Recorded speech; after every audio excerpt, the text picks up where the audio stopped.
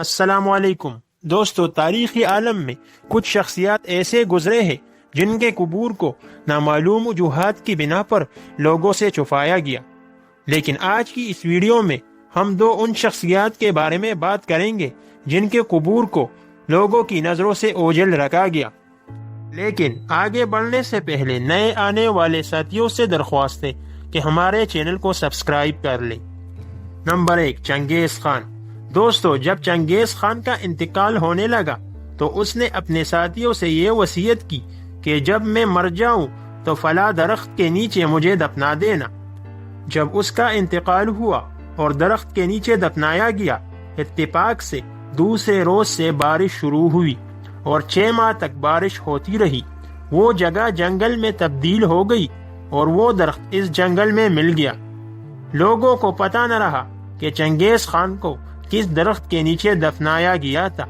وہ ظالم قوم جنہوں نے بیک وقت 20 لاکھ انسانوں کو قتل کیا، جو کہ گھوڑے کی پشت سے 3 روز تک اترتے نہیں تھے، پیاس لگتی تو گھوڑے کی پشت پر خنجر مارتے، کٹورا ساتھ ہوتا، کٹورے کو خون سے بھرتے اور اسے پی جاتے۔ یہ ان کا پانی تھا۔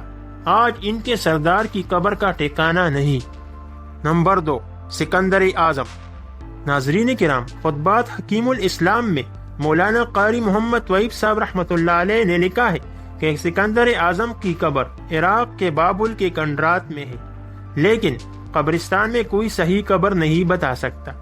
جب کوئی سیاح وہاں سیر کو یا تفریح کو جاتا ہے تو وہاں کے گائیڈ کچھ قبروں کی طرف اشارہ کر کے بتاتے ہیں کہ انہی قبروں میں ایک قبر سکندر اعظم کی ہے۔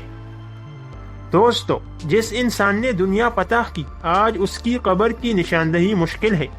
اس لیے انسان اپنے ایمان اور اعمال بنانے کی فکر کرے اور اللہ کی بارگاہ میں اتنا مقبول ہو جائے کہ لوگ اس کے لیے دعا کریں اور وہ بارگاہ الہی میں سرخرو ہو سکے۔